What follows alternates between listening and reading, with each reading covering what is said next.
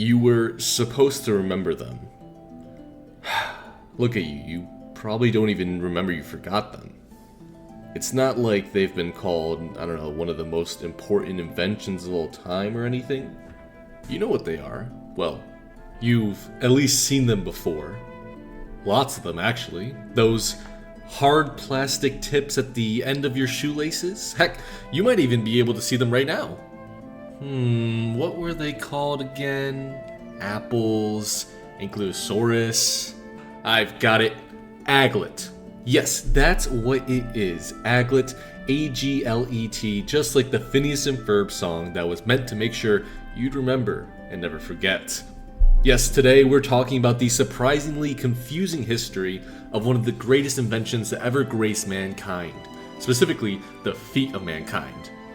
The aglet, the small clamps that hold shoelaces together and let them slip easily through the holes in shoes to be tied.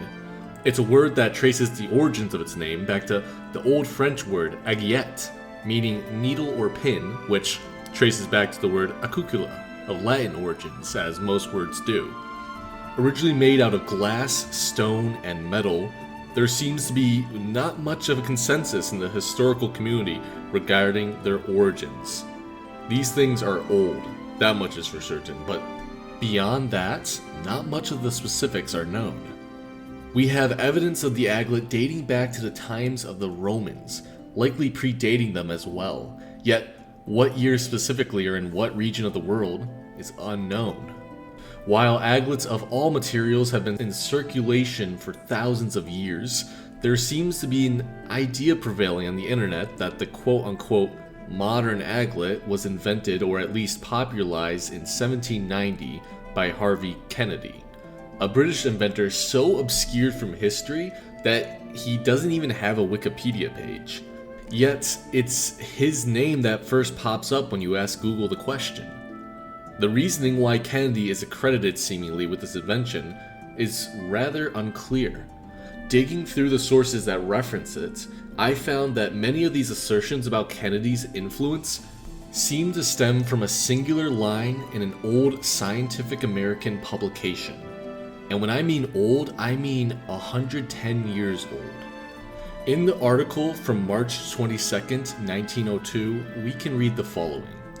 When Harvey Kennedy introduced the shoelace, he made $2,500,000.